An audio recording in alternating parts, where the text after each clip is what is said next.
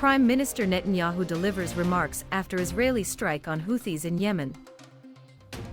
From the beginning of the war, I made it clear that Israel will act against all those who attack us. This is why earlier today, I asked the Israeli cabinet to back my decision to strike against the Houthi targets in Yemen. The port that was targeted is not an innocent port.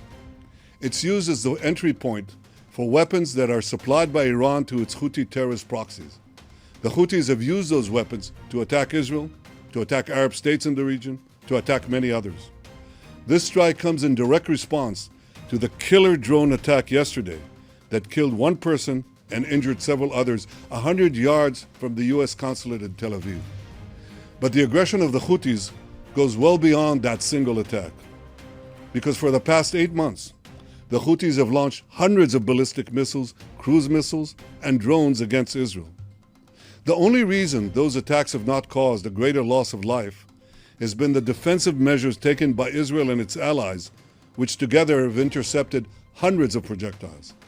I would like to thank the United States, Britain, France, and other members of the International Maritime Coalition that was formed to repel Houthi attacks.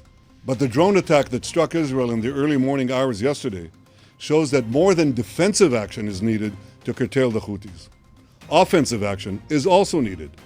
It's needed to ensure that Iran's terror proxies pay a price for their brazen aggression.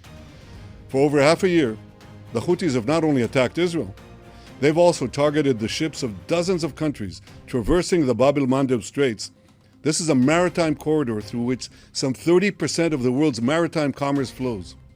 The international community must redouble its efforts to protect this vital waterway and to hold both the Houthis and their Iranian sponsors accountable for their aggression.